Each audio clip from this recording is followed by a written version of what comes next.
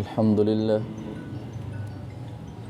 لله نحمده ونستعينه ونستغفره ونؤمن به ونتوكل عليه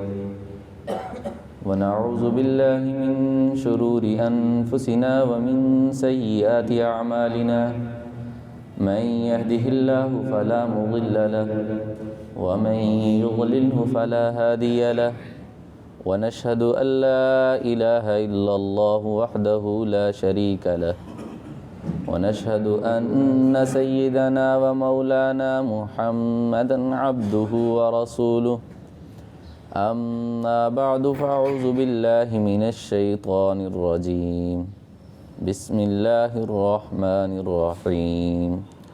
وعاشروهن بالمعروف وقال النبي صلى الله عليه وسلم فاطمة سيدة نساء أهل الجنة صدق الله وصدق رسوله النبي الكريم ونحن على ذلك من الشاهدين والشاكرين والحمد لله رب العالمين اللهم صل على سيدنا ومولانا محمد النبي الأمي وعلى آله وسلم تسليما كثيرا كثيرا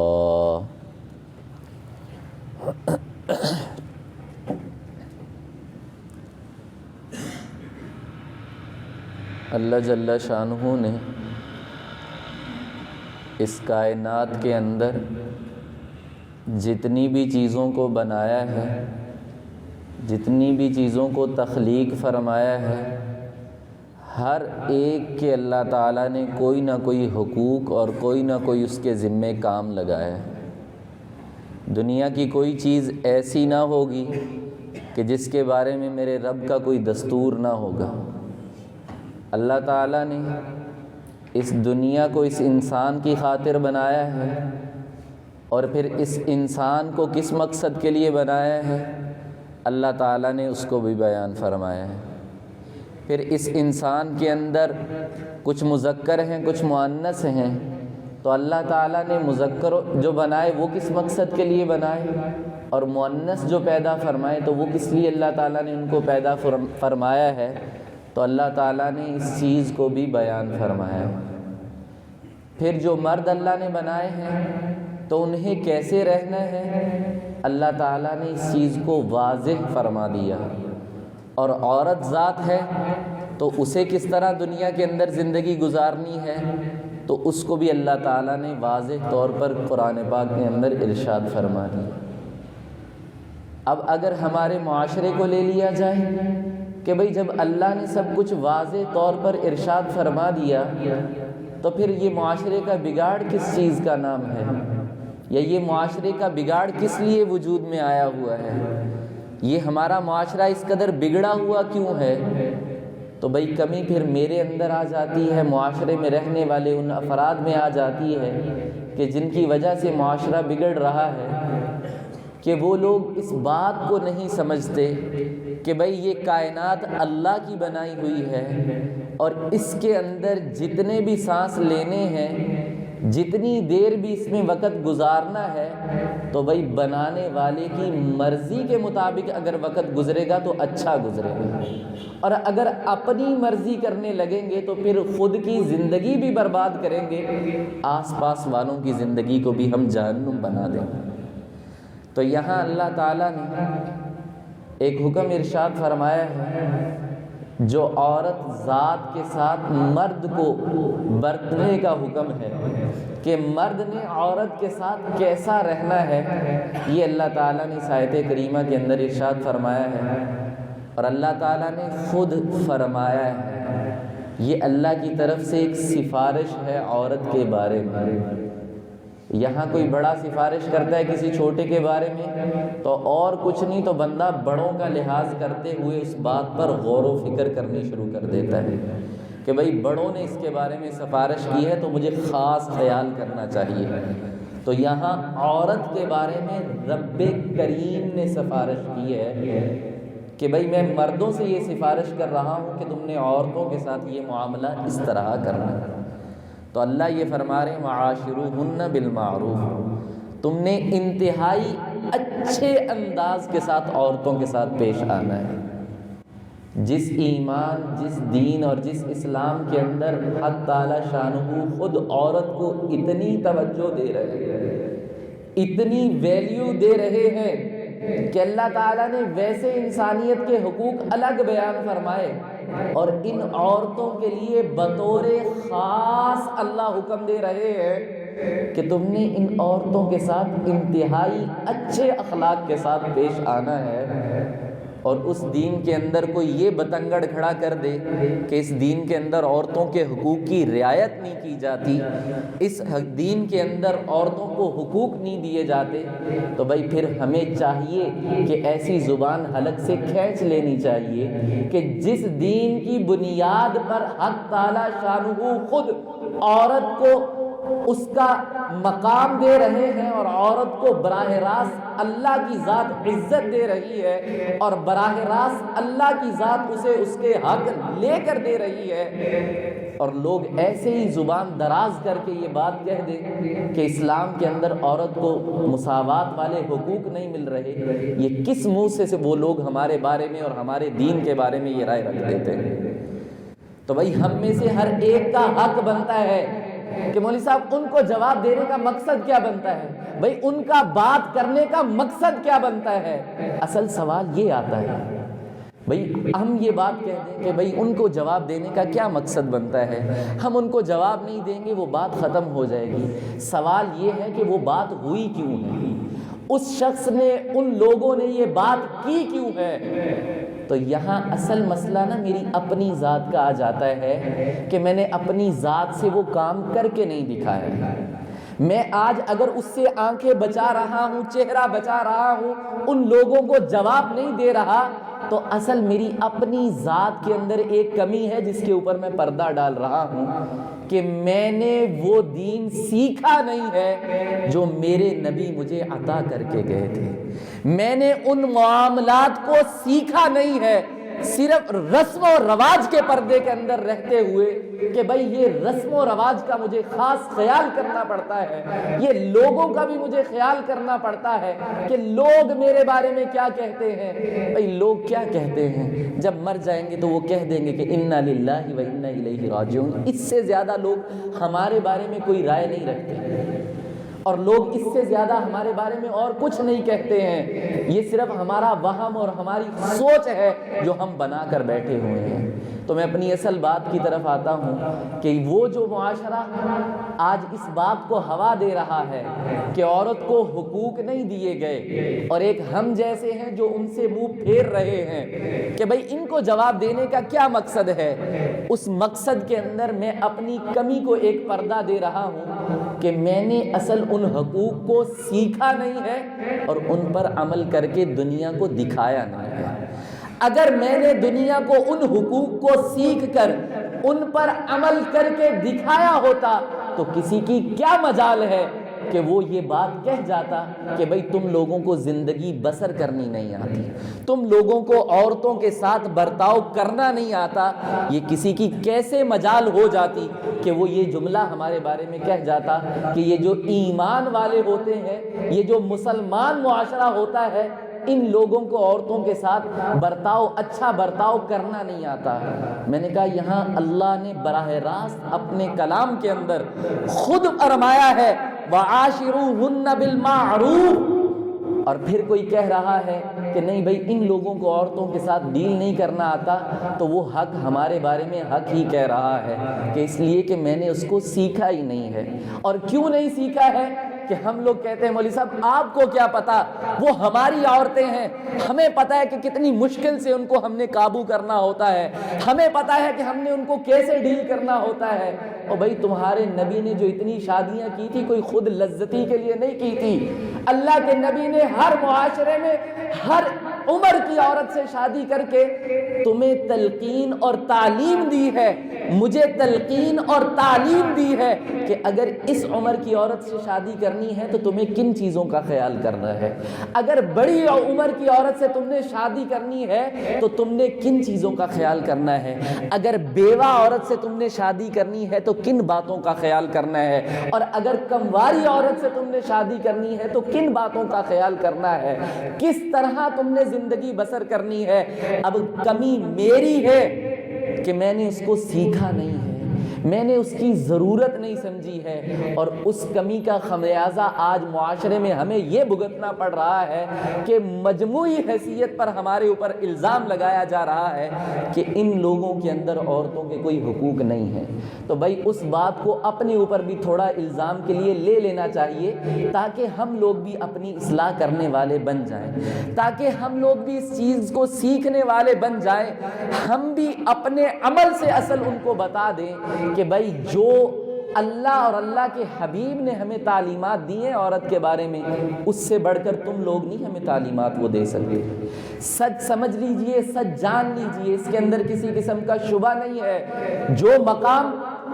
دین اسلام نے اور اللہ کے حبیب نے عورت کو لے کر دیا ہے، آج تک کوئی ویسا وقت اور ویسا مقام لے کر نہ دے سکا کہ اللہ کے حبیب جب تشریف لائے ہیں تو تب عورت کو کیا سمجھا جا رہا تھا؟ اپنے گلے کا پھندا سمجھا جا رہا تھا، اپنے اوپر ایک کمی سمجھا جا رہا تھا، اور عرب کے لوگ اپنے گھر کے اندر عورت کی پیدائش کو اپنے لیے منحوس تصور کرتے تھے۔ اور پھر میرے نبی نے کیسا معاشرہ بنایا، اور وہ کس طرح بنایا؟ صرف زبانی کلامی نہیں کہ کوئی واقعہ ہو گیا اور اللہ کے نبی نے اٹھ کر کھڑے ہو کر چیخ کر 2-4 جملے کہہ دیے اور اس کے بعد اللہ کے حبیب بیٹھ گئے اور اللہ کے حبیب نے کوئی کام نہیں کیا۔ نہیں، وہ ایک جہد مسلسل ہے جو 63 برس کے اندر اللہ کے حبیب نے ایسی جہد مسلسل کی ہے کہ معاشرے کو کہنا پڑا ہے، عرب کے معاشرے کو، کہ عورت کو اگر اصل مقام لے کر دیا ہے تو اللہ کے حبیب نے لے کر دیا ہے۔ پھر انہوں نے، عرب والوں نے نہیں، عجم والوں نے، ماننے والوں نے، نہ ماننے والوں نے، جنہوں نے اللہ کے حبیب کو مانا ہے یا وہ جنہوں نے نہیں مانا ہے، ہر ایک نے اقرار کیا ہے کہ اگر برابر کے حقوق لے کر دیے ہیں تو وہ اللہ کے حبیب نے عورت کو لے کر دیے ہیں۔ عورت کو اگر عزت ملی ہے تو ان کے آنے کی بدولت ملی ہے، اور وہ جو دین لے کر آئے ہیں اس دین کی بدولت یہ عزت ملی ہے۔ تو میں نے کہا کہ اللہ کے نبی یہ 2-4 باتیں جملے کس دینے کے بعد اللہ کے حبیب خود تشریف فرما نہیں ہو گئے، پھر اللہ کے نبی نے اپنی زندگی ایسی گزاری اور گزار کر دکھائی کہ پھر لوگوں کو کہنا پڑا کہ بھائی ان سے بڑا مساوات کا علم بردار نہیں ہم نے دیکھا ہے، ان سے بڑا حقوق لے کر دینے والا ہم لوگوں نے نہیں دیکھا ہے۔ اس معاشرے کو یہ کہنا پڑا۔ انہوں نے یہ رواجوں کی، یہ رسموں کی فکر نہیں کی تھی کہ عرب والے کیا کہیں گے۔ عرب والے جس چیز کو تہمت سمجھ رہے تھے، پھر جنہوں نے اللہ کے حبیب کی مانی پھر وہ اس چیز کو اپنا اعزاز سمجھنے لگے۔ کہ میں نے کہا ایک وہ وقت تھا کہ جب عورت ذات پیدا ہو رہی ہے، بیٹی پیدا ہو رہی ہے، تو وہ معاشرہ اس کو زندہ درگور کرنے کی طرف جا رہا تھا۔ پھر ایک مجلس اللہ کے حبیب کی ہے جو ایک لمبی محنت کے بعد قائم ہوئی ہے، اور اللہ کے حبیب نے ارشاد فرمایا کہ جب اللہ تم میں سے کسی کو بیٹی عطا فرمائے اور اللہ 2 بیٹیاں عطا فرمائے اور پھر وہ ان کی پرورش کرے اور اچھی پرورش کرے اور پھر ان کو بیاہ دے، وہ اپنے گھر چلی جائیں، تو وہ شخص، وہ مسلمان، وہ مومن قیامت والے دن میرے ساتھ اس طرح جنت کے اندر داخل ہوگا۔ اور یہ ماحول، اگلا جملہ اصل غور کرنے کا ہے۔ ایک وہ ماحول تھا کہ جب ایک بچی ابھی پیدا ہو رہی ہے اور باپ کی کیا فکر ہے کہ اس کو زندہ درگور کر دیا جائے، یہ میرے اوپر ایک جرم ہے، ایک داغ ہے۔ اور اس کی طرف بھی میں آؤں گا کہ وہ کیوں داغ ہوا کرتی تھی۔ پہلے اس جملے کی طرف کہ اگلا جملہ کہ پہلے وہ منظر تھا کہ عورت کو اپنے اوپر بوجھ تصور کیا جا رہا ہے، پھر میرے نبی کی محنت ہے، اور محنت کے بعد زمانے کا رنگ ہے کہ جب صحابہ نے یہ سنا کہ 2 بیٹیوں پر صرف یہ اعزاز ہے کہ 2 بیٹیاں اگر پالی اور اس طرح پالی کہ اچھے طریقے سے ان کو رخصت کیا، تو ایک صحابی سوال کرنے لگے، یا رسول اللہ اگر کسی کی ایک ہی ہو تو کیا اس کو یہ اعزاز نہیں ملے گا؟ تو اللہ کے حبیب نے فرمایا ہاں اس کو بھی یہ اعزاز ملے گا اگر اچھے طریقے سے وہ بیٹی کی پرورش کرے اور اس کو رخصت کرے گا تو وہ قیامت والے دن میرے ساتھ اس طرح کھڑا ہوگا، وہ اس طرح میرے ساتھ جنت میں داخل ہوگا۔ کہاں وہ منظر تھا کہ ایک کو اپنے اوپر بوجھ سمجھا جا رہا ہے، کہاں مجلس کا یہ منظر ہے کہ آج خواہش یہ ہو رہی ہے ہر ایک کی کہ کاش میری بھی 2 بیٹیاں ہوتی، میں ان کی پرورش کرتا اور میں اللہ کے حبیب نے جو پروانہ دیا ہے اس طرح اللہ کے حبیب کے ساتھ جنت کے اندر داخل ہو جاتا۔ تو میں نے کہا وہ صرف چند لمحات نہیں تھے کہ اللہ کے حبیب نے کھڑے ہو کر کہہ کر اس کے بعد بیٹھ گئے، نہیں، اللہ کے نبی نے جہد مسلسل کیا، زندگی گزاری اور گزار کر دکھایا اور سکھایا اپنے صحابہ کو کہ بھائی اگر میں جو بات کہہ رہا ہوں اس پر عمل تم نے اس طرح سے کرنا ہے۔ تو بھائی یہ جو بات اللہ نے کہی ہے وَعَاشِرُوهُنَّ بِالْمَعْرُوفِ، تو تمہارے حبیب نے وہ اچھے انداز میں کر کے سکھائی اور دکھائی ہے اور بتلائی ہے، وہ ہم تک پہنچی ہے۔ اب کمی میری ہے کہ میں نے اس کو سیکھا نہیں ہے، میں نے اس کو اپنے اندر اتارا نہیں ہے۔ اور اب اگر الزام اسلام پر آتا ہے، اسلام کی تعلیمات پر آتا ہے، تو بھائی وہ پورے کا پورا الزام ہم میں سے ہر ایک فرد پر بھی آتا ہے کہ ہم نے کیوں نہیں ایسا معاشرہ تشکیل دیا، ہم نے کیوں نہیں اس بات پر محنت کی، کیوں اپنی نسل پر اس چیز میں محنت نہیں کی کہ بھئی تم نے جو زندگی گزارنی ہے حیوانوں والی نہیں گزارنی ہے، انسانوں والی گزارنی ہے، اور وہ زندگی تمہیں تمہارے حبیب دے کر گئے ہیں۔ یہ صرف انہیں بتانے سے کام نہیں چلنا تھا، یہ باپ نے کر کے دکھانا تھا، تو اولاد کے اندر یہ منظر نظر آنا تھا۔ اگر باپ نے یہ کیا ہوتا تو آج اولاد ایسا منظر پیش نہ کرتی جو آج کل میڈیا کے اوپر منظر چل رہا ہے۔ ہم میں سے ہر شخص اس منظر سے واقف ہے، وہ اولاد بھی تو کسی والدین سے گزر کر آئی ہے، اس اولاد کی بھی تو کسی والدین نے پرورش کی ہے، تو بھائی انہوں نے پرورش صحیح نہیں کی جس کا نتیجہ آج معاشرہ بھگت رہا ہے اور دیکھ رہا ہے۔ تو ہم میں سے جو بھی والدین کی حیثیت میں یہاں بیٹھے ہیں تو میری درد مندانہ گزارش ہوگی کہ بھائی صرف یہ کر لینا کہ مولوی صاحب اب ان کو پڑھا لکھا دیا، اب ان کو کمائی کے لیے کھڑا کر دیا، اب ان کو بیاہ دیا، ہم فارغ ہو گئے۔ بھائی فارغ نہیں ہو گئے، اللہ کے حبیب نے تو اپنے آخری سانس تک اپنی اولاد کی تربیت کی ہے، اپنے بچوں کو بیاہ دینے کے بعد بھی اپنی اولاد کی تربیت کی ہے۔ اللہ کے حبیب ایک دن حضرت سیدہ فاطمہ رضی اللہ تعالیٰ عنہ کے گھر تشریف لے گئے، اور سیدہ فاطمہ کے گھر کے اندر حضرت حسن ان کے بیٹے آرام فرما رہے ہیں، اللہ کے حبیب کے نواسے ہیں، اور حضرت حسین بھی آرام فرما رہے ہیں۔ اللہ کے حبیب جس طرف سے داخل ہوئے ہیں تو حضرت حسین پہلے آرام کر رہے ہیں اور حضرت حسن تھوڑا دور آرام کر رہے ہیں۔ حضرت حسن کی آنکھ کھلتی ہے تو حضرت حسن فوراً سوال کرتے ہیں کہ نانا جان مجھے پانی پلا دے۔ اللہ کے حبیب پانی لینے جاتے ہیں، پانی لے کر واپس آتے ہیں، جب واپس رخ کرتے ہیں تو حضرت حسین کی آنکھ کھل چکی ہے، تو درمیان میں حضرت حسین سوال کر دیتے ہیں کہ نانا جان مجھے پانی دے دیں۔ تو اللہ کے حبیب آگے بڑھتے ہیں، حضرت حسن کو پلانے کے بعد حضرت حسین کی طرف متوجہ ہوتے ہیں۔ تو حضرت فاطمہ کو بڑا عجیب سا منظر لگا، تو حضرت فاطمہ نے سوال کیا کہ یا رسول اللہ، میرے ابا جان میں قربان جاؤں آپ پر، کبھی ایسا پہلے نہیں دیکھا ہے، آپ کو حسین سے پیار نہیں ہے؟ اللہ کے حبیب نے فرمایا نہیں، مجھے حسین سے بہت پیار ہے، حسین مجھ سے ہے، میں حسین سے ہوں۔ کہا کہ پھر حسین نے بھی تو پانی مانگا اور وہ آپ سے قریب تھا، حسن دور تھا، آپ حسین سے گزر کر حسن کو دینے گئے ہیں۔ تو اللہ کے حبیب نے فرمایا کہ بھائی جس نے پہلے مانگا تھا حق اس کا بنتا تھا، میں اپنی محبت کی وجہ سے یہ حق کسی اور کی طرف منتقل نہیں کر سکتا، اس لیے حسن نے پہلے مانگا تھا تو پہلے حق اس کا بنتا تھا۔ یہ کیا کیا جا رہا ہے؟ اپنی اولاد کو بیاہ دینے کے بعد بھی ان کی تربیت کی جا رہی ہے، اور وہ اس طور پر کی جا رہی ہے کہ اس کو محسوس بھی نہیں ہونے دیا جا رہا اور اس کو اپنی محبت پر بھی فوقیت نہیں دی جا رہی، اس کو رسم و رواج کے اوپر نہیں محمول کیا جا رہا، تو بھائی اگر ایسی تربیت ہم اپنی اولاد کی کر دیں گے پھر معاشرے کے اندر ایسے واقعات جنم نہیں لیں گے، پھر معاشرے کے اندر ہم لوگوں کو ایسے واقعات نظر نہیں آئیں گے جب ہم اپنی اولاد کی اس طرح سے تربیت کر دیں گے۔ اور اللہ کے حبیب نے، میں نے کہا کہ جو حقوق لے کر دیے وہ کوئی اور حق لے کر نہ دے سکا۔ ماں جس کو پہلے معاشرے کے اندر ذلیل کیا جاتا تھا، باپ کے مرنے کے بعد بیٹا اس کو اپنی ماں کو اپنی بیوی بنا لیتا تھا، اس قدر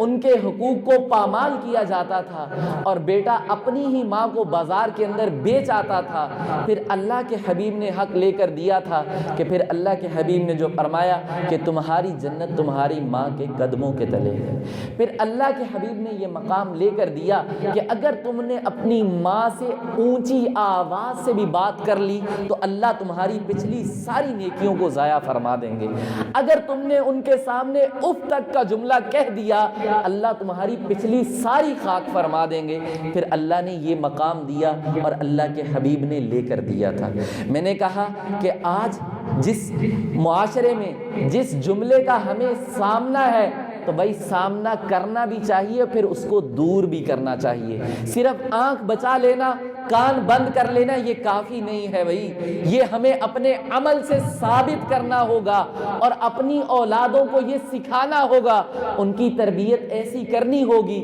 تاکہ ہمارے معاشرے میں دوبارہ ایسا کوئی واقعہ جنم نہ لے کہ جس کی وجہ سے انسانیت کو انسانیت پر افسوس ہونے لگے۔ تو بھائی اس بات کی فکر رہنی چاہیے اور ہمیں کرنی چاہیے اس بات کی فکر کہ میں اپنی فکر اس اعتبار سے کروں کہ اللہ کے حبیب کی سیرت کو پڑھوں کہ اللہ کے حبیب نے کیسی زندگی گزاری اور اللہ کے حبیب نے عورتوں کے ساتھ کیسا معاملہ کیا اور اللہ کے حبیب نے کس طرح عورتوں کے ساتھ پیش آئے ہیں، اس بات کو سیکھوں اور اپنے عمل کے اندر لاؤں اور رسم و رواج کا خیال نہ کروں بلکہ اللہ کے حبیب کی دی ہوئی سنت کا خیال کر لوں۔ اور اگر میں نے اس کا خیال کر لیا تو میں نے شروع میں بات کی تھی کہ یہ دنیا کس کی بنائی ہوئی ہے؟ اللہ کی بنائی ہوئی ہے،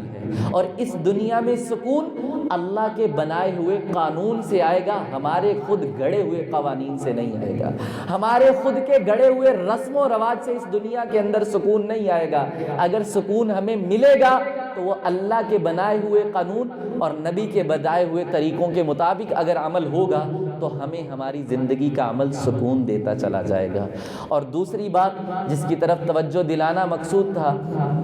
کہ پہلی کہ عورت کو اس دین نے، اس اسلام نے اور ہمارے حبیب نے اصل مقام لے کر دیا ہے، اور جو ہمارے اوپر الزام ہے وہ ہماری کمی کی وجہ سے ہے۔ ہمیں اپنی کمی کی طرف بھی نظر کرنی چاہیے کہ ہمارے اندر جو کمی رسم و رواج کی وجہ سے آ چکی ہے ہمیں اس کمی کو دور کرنا چاہیے، معاشرے کو دکھانا، سکھانا اور بتانا چاہیے کہ بھائی اصل وہ تعلیمات تھی جن پر ہماری کمی تھی، اب ہم عمل کر رہے ہیں اور یہ وہ تعلیمات ہیں جو ہمارے حبیب نے ہمیں دی تھی۔ اور دوسری بات کہ عرب معاشرہ عورت کو اپنے اوپر تہمت کیوں سمجھتا تھا، اس کی اصل جو بیسک وجہ آتی تھی وہ ان کی اپنی ابتدائی زندگی آتی تھی۔ جس مرد نے اپنی جوانی میں اور اپنے کموارے ہونے کی حالت میں جب اس کی شادی نہیں ہوئی ہے اگر عورت کے ساتھ غلط برتاؤ رکھا ہے وہ ہمیشہ ڈرتا رہے گا کہ میرے گھر کے اندر عورت نہیں ہونی چاہیے، وہ ہمیشہ اس بات سے ڈرے گا۔ اور کیوں ڈرے گا کہ مسلمان کو تو اور بھی زیادہ اس بات سے ڈرنا چاہیے کہ وہ کسی کے ساتھ کوئی معاملہ کر رہا ہے تو اسے ڈرنا چاہیے کہ یہ معاملہ لوٹ کر اس کی طرف آئے گا، کہ اللہ کے حبیب نے فرمایا تھا کما تدین تدان، جیسا تم آج کرو گے کل ویسا بھرو گے۔ آج کا نوجوان اگر کسی عورت سے حرام تعلق رکھ کے یہ سمجھے کہ کل اس کے نکاح کے اندر کوئی پاکیزہ عورت آئے گی تو ایسا تصور بالکل محال ہے، اس لیے کہ اللہ کے قانون کے خلاف ہے۔ اللہ نے قرآن پاک میں ارشاد فرما دیا الطیبات للطیبین والطیبون للطیبات، کہ پاکیزہ عورتوں کے لیے اللہ نے پاکیزہ مرد بنائے ہیں اور پاکیزہ مردوں کے لیے پاکیزہ عورتیں بنائی ہیں۔ تو میرے نوجوان نسل کے دماغ سے یہ خمار نکل جانا چاہیے کہ اگر وہ حرام کی طرف راغب ہیں، اور یہ تصور کریں کہ جب ان کی شادی کی عمر ہوگی اور انہیں کوئی اچھی بیوی مل جائے گی تو یہ تصور بالکل محال ہے۔ اور اس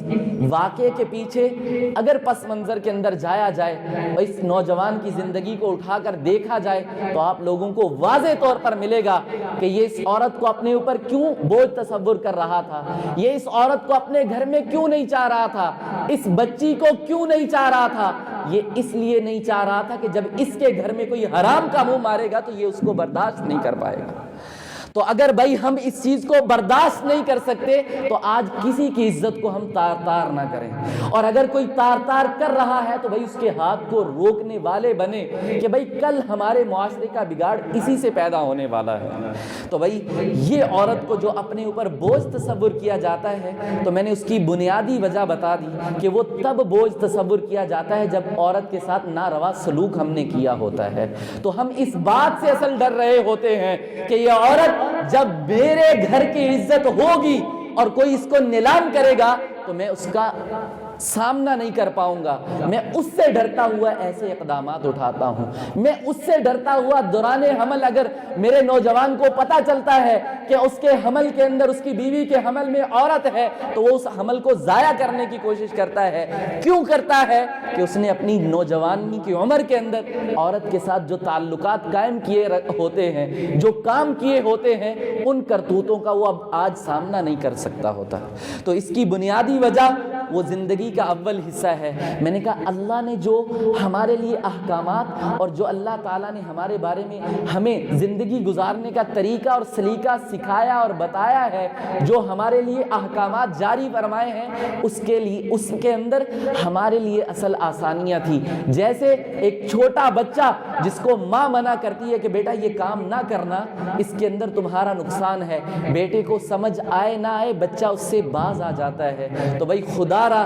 جن کاموں سے میرے رب نے اور ان کے حبیب نے منع کر دیا، ہم لوگ آنکھیں بند کر کے باز آ جائیں ان کاموں سے، اور ہیلے بہانے تلاش نہ کریں کہ نہیں بھائی اس کے اندر یہ ہیلا ہو سکتا ہے۔ ہم اپنی آنکھوں کو بند کریں، اپنے ہاتھوں کو روک لیں، اپنے جذبات کو اپنے قابو میں لے آئیں کہ بھائی ان جذبات کو اگر میں نے اس طریقے سے پورا کیا جن سے اللہ اور اللہ کے حبیب نے منع کیا ہے تو کل اگر مجھے اس کا سامنا کرنا پڑا تو میں سامنا نہیں کر سکوں گا، میں اس کو برداشت نہیں کر سکوں گا۔ ہمیں یہ بات آج سمجھ لینی چاہیے، اور اگر یہ بات سمجھ میں آ گئی اور میرے عمل میں آ گئی تو انشاءاللہ آج کے بعد میری زندگی کا اٹھنے والا کوئی قدم غلط نہیں ہو سکے گا، میری زندگی میں اٹھنے والی کوئی نگاہ حرام پر نہیں پڑے گی، میری زندگی میں میرا اٹھنے والا ہاتھ کسی حرام پر نہیں پڑے گا، میرا ہاتھ کسی حرام کی طرف نہیں بڑھے گا، میرا کوئی جملہ حرام نہیں ہوگا، اس لیے کہ مجھے یہ فکر ہوگی کہ اگر یہ حرام نکلا ہے تو یہ حرام لوٹ کر میرے اندر بھی آنا ہے، یہ حرام پر ہاتھ جو پڑا ہے تو یہ حرام کا ہاتھ مجھ پر بھی پڑے گا، اگر آج کسی کی عزت پر پڑا ہے تو کل میری عزت پر بھی پڑے گا۔ اگر اس فکر کے ساتھ میرا نوجوان، میرا بوڑھا اور میرا ہر معاشرے کا فرد اس سوچ کے ساتھ اور فکر کے ساتھ زندگی گزارے گا تو انشاءاللہ ہر اٹھنے والا قدم، ہر آنے والا سانس، ہر اٹھنے والا ہاتھ، ہر زبان سے نکلنے والا جملہ وہ اس سوچ اور فکر کے ساتھ کرے گا، اس سوچ اور فکر کے ساتھ وہ کام کرے گا کہ بھئی مجھے بچنا ہے تاکہ کل اگر آج جو کام کر رہا ہوں مجھے اس کا سامنا کرنا پڑے تو میں سامنا کرنے کے قابل ہوں، مجھے وہ اچھا لگنا چاہیے، برا نہیں لگنا چاہیے۔ اور میں نے کہا اللہ اور اللہ کے حبیب نے یہی چاہا ہے کہ میرے امتیوں کے ساتھ، میرے بندوں کے ساتھ ایسا کام نہ ہو کہ جس کی وجہ سے ان کو پریشانی کا سامنا ہو جائے۔ اللہ اور اللہ کے حبیب نے ہماری آسانیاں ہی آسانیاں چاہی ہیں، آج ضرورت ہے کہ ہم اپنے رب اور اس کے حبیب کی طرف رجوع کر لیں، جو اللہ نے کہا اور اللہ کے حبیب نے کر کے دکھا دیا ہے ہم اس پر 100% اپنے عمل کو لے آئیں، انشاءاللہ وہی مثالی معاشرہ قائم ہو جائے گا۔ اور میں نے کہا ہم میں سے ہر ایک کو کرنا پڑے گا، کسی ایک کا کر لینا کافی نہیں ہے، تو ہم میں سے ہر ایک اس فکر کے ساتھ جب زندگی گزارے گا تو انشاءاللہ وہ مدینے والا مثالی معاشرہ آج بھی قائم ہو سکتا ہے۔ حق تعالی شانوں سے دعا ہے ہمیں کہی سنی بات پر عمل کرنے کی توفیق عطا فرمائے۔